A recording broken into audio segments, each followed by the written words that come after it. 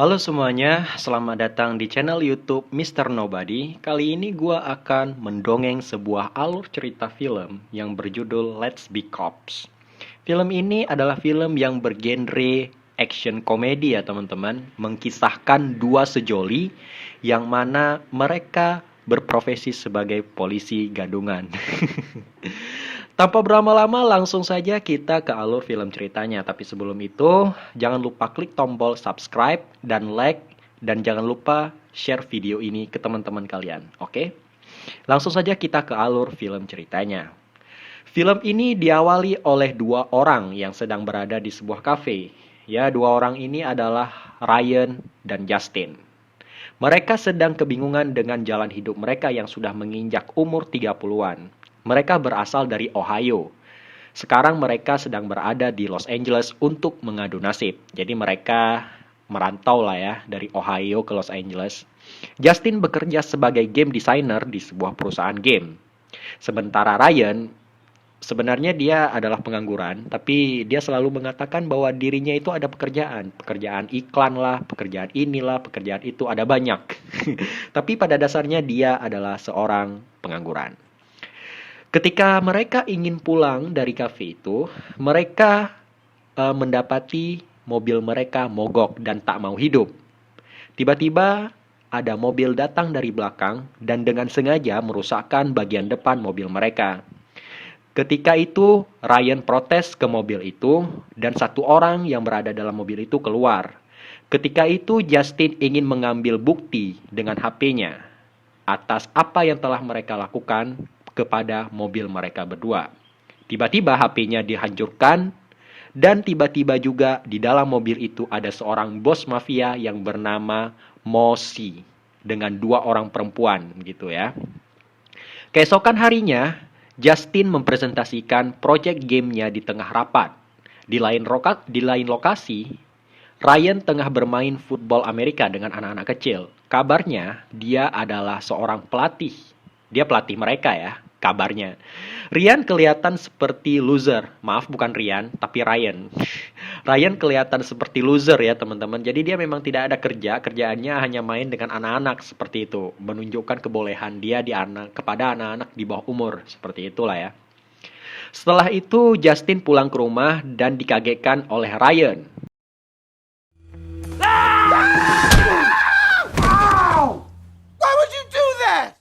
Justin mengatakan bahwa dia berhasil menjual project gamenya kepada klien. Kemudian pada saat itu Ryan mengajak Justin untuk pergi ke sebuah pesta dalam rangka untuk merayakan keberhasilannya Justin nih. Jadi mereka pergi ke sebuah pesta dengan menggunakan kostum polisi. Setelah sampainya di tempat pesta, mereka dilihat oleh banyak orang teman-teman.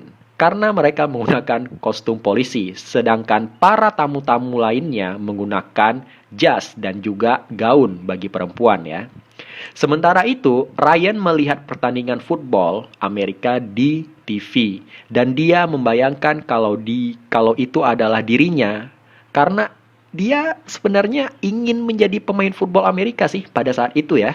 Pada saat itu dia memang bercita-cita ingin menjadi pemain football Amerika tapi tidak kesampaian. Makanya dia end up dengan melatih anak-anak yang tadi seperti itu.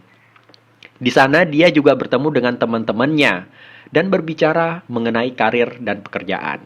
Ya pasti minder lah ya, karena Ryan kan pengangguran, jadi dia tidak tahu berkata apa kepada teman-temannya. Sedangkan teman-temannya punya pekerjaan yang mapan, punya penghasilan yang tetap, seperti itu.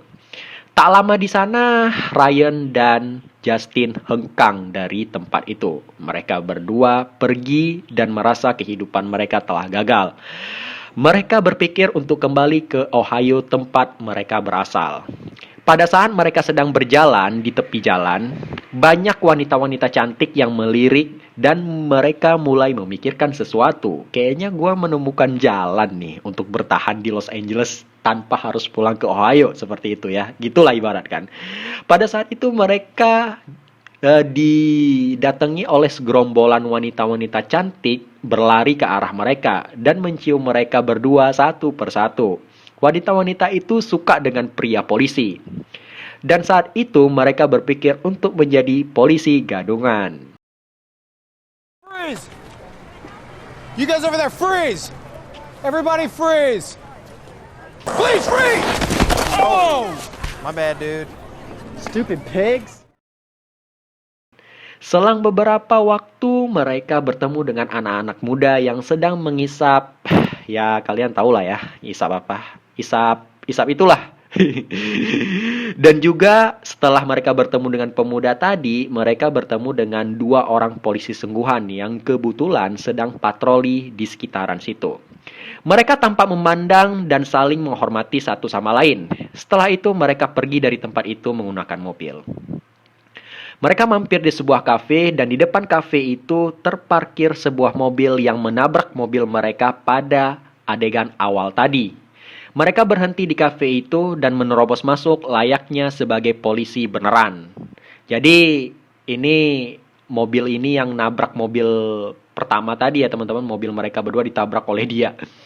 Seketika para preman-preman itu pun kaget dengan kehadiran Ryan dan Justin yang mana di dalam pikiran mereka, Justin dan Ryan adalah polisi dan mereka menyuruh preman-preman itu keluar dari kafe. Tingkah lucu pun dikeluarkan oleh dua sejoli ini. Ryan meminta Justin untuk mengambil foto seakan-akan dia telah menangkap penjahat dan Ryan memberitahukan bahwa mobil yang mereka bawa terlibat dalam kasus tabrak lari. Ya maksudnya mobil ini yang menabrak mobil mereka yang sampai depannya hancur di scene awal tadi gitu loh. Sementara Ryan masuk ke dalam mobil mereka yang super mewah itu dan mengecek sesuatu, mungkin ada yang berharga ya yang bisa diambil gitu. Justin malah membuat tingkah lucu dengan para preman-preman itu. Dia menyuruh mereka mengangkat tangan, berputar, dan bahkan menari-nari layaknya seperti seorang stripper ya, penari telanjang. My God. What? Earn that money. Hands like you just found out you're pregnant. What's going on back there?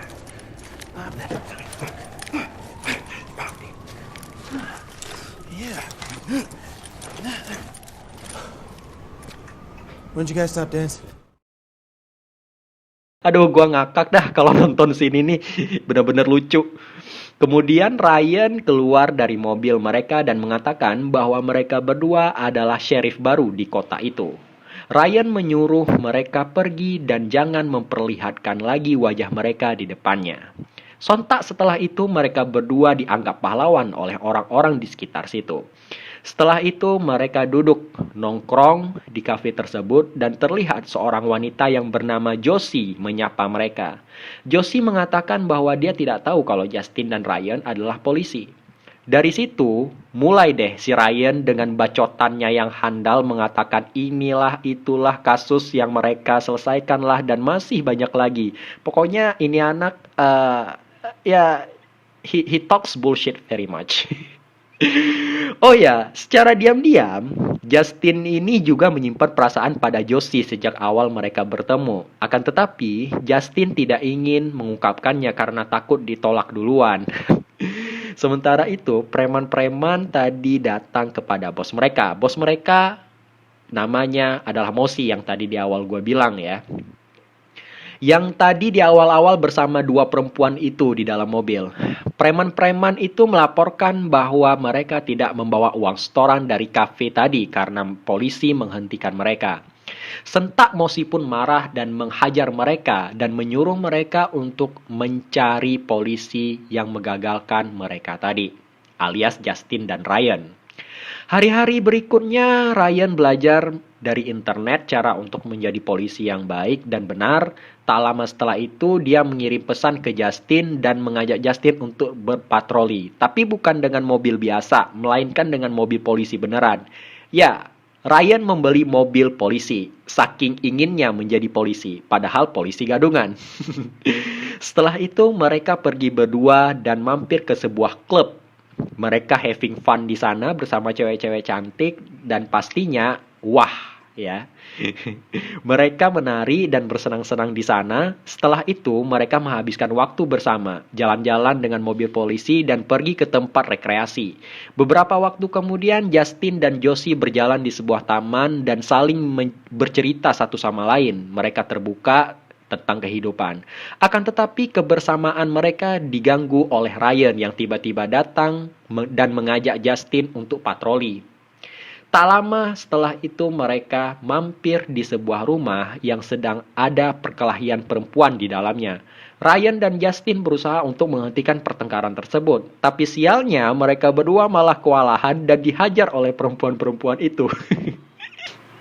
Mereka berdua pergi melanjutkan patroli setelah itu. Keesokan harinya, Josie datang ke rumah mereka dan mengunjungi Justin. Terjadi adegan adu bibir di sana. Waduh, enak banget ya.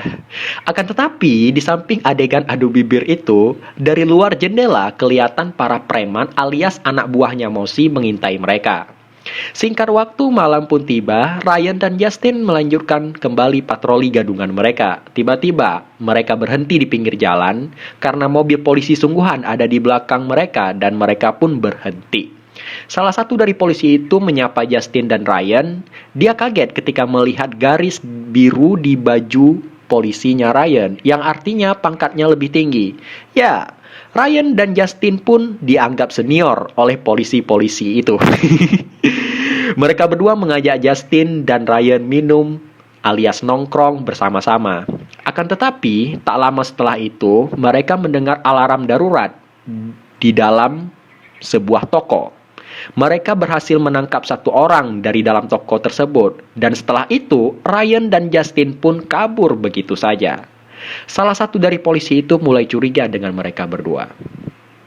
Keesokan harinya, Ryan muncul di sebuah lapangan tempat biasa dia main football Amerika bersama anak-anak.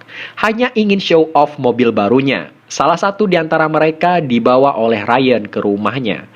Di rumah, Justin mengatakan bahwa dia tidak ingin melakukan pekerjaan polisi gadungan lagi karena bisa kena hukuman penjara selama 1 tahun. Dia juga minta Ryan untuk berhenti bertindak bodoh sebagai polisi, tapi dia enggan mendengarnya. Setelah itu, Justin dapat telepon dari Josie. Josie meminta Justin untuk datang ke tempat Josie secepat mungkin. Sesampainya di sana, Ryan dan Justin kaget dengan kehadiran para preman yang mereka temui beberapa hari yang lalu. Dan lebih anehnya lagi, Mosi ada di sana. Mosi yang merupakan bos dari preman-preman itu. Mosi memberikan peringatan kepada Justin, dan Justin pun pergi ke kantor polisi dengan tujuan untuk melakukan pengakuan tentang polisi palsu, sekaligus melaporkan kejahatan yang dilakukan oleh Mosi. Di sana mereka bertemu dengan polisi yang sempat mereka temui beberapa hari yang lalu. Polisi itu mengajak Justin dan Ryan ke sebuah ruangan dan memperlihatkan foto Mosi. Mosi adalah seorang pria yang ganas. Dia banyak mengambil keuntungan dari hasil bisnis orang lain. Dia juga merupakan seorang pendatang di sana. Dia suka berkelahi, tak peduli apakah itu laki-laki atau perempuan. Banyak polisi pun kewalahan untuk menangkapnya karena Mosi orang yang sangat cerdik. Tidak ada bukti yang kuat yang bisa digunakan untuk menangkapnya. Setelah itu mereka keluar dari sana dan terjadi sedikit keraguan pada Justin. Dia tidak ingin mengambil resiko sebagai polisi, sedangkan dia sendiri bukan seorang polisi. Namun Ryan meyakinkan dan meminta Justin untuk percaya padanya dengan apa yang mereka lakukan. Setelah itu mereka bersiap-siap untuk mencari keberadaan Mosi dan menangkap dia. Setelah itu, scene berpindah pada sebuah ruko yang diduga itu adalah tempat persembunyian Mosi. Mereka menunggu di sana dan tak lama kemudian Mosi dan anak buahnya pun tiba. Justin dan Ryan berusaha mengambil dan mengumpulkan bukti mengenai kejahatan mereka sebanyak mungkin dan mengambil gambar mereka satu persatu. Setelah beberapa lama, mereka mendengar percakapan Mosi dengan orang-orang di sana. Ryan memutuskan untuk mengikuti sebuah mobil truk dan setelah itu, mereka berhasil menangkap seseorang di dalam mobil truk itu yang mana dia ada hubungannya dengan Mosi. Ryan dan Justin memutuskan untuk membawanya dan menginterogasinya dengan berbagai cara, mengikatnya, menyiram mukanya, dan setelah itu pria itu pun buka mulut dan berbicara bahwasanya sebenarnya dia juga tidak menyukai Mosi. Dia terlalu bosi dan terlalu keras. Katanya seperti itu. Justin dan Ryan mengajak pria itu untuk main bersama dan minum bersama di rumah mereka sambil berbicara mengenai Mosi. Mereka mengatur rencana bagaimana caranya untuk menangkap Mosi, dan Ryan menemukan sebuah ide, yaitu membuat Justin berpenampilan seperti pria yang mereka tangkap. Jadi ala-ala rambut gimbal gitu ya guys. Singkat cerita, Justin datang ke tempat persembunyian Mosi dengan penampilan yang absurd, yang penampilannya absurd, berambut gimbal gitu ya teman-teman, guna untuk menyamar dan mencari bukti di sana. Tak lama kemudian dia bertemu dengan Mosi. Kemudian dia pergi ke kamar mandi, dan di sana ada Ryan di luar jendela, dan masuk ke dalam bangunan itu. Kemudian mereka berdua masuk ke dalam ruang bawah tanah bangunan tersebut. Setelah mereka turun, mereka menemukan tumpukan senjata dengan berbagai macam jenis di sana. Setelah mereka menelusuri, mohon maaf ya teman-teman. Jadi setelah mereka menelusuri ruang bawah tanah itu, mereka kembali ke atas. Ryan masuk ke dalam kamar mandi, sementara Justin ditarik oleh anak buah Mosi ke tengah pesta. Dan mereka berduel. Singkat cerita, anak buah Mosi kalah.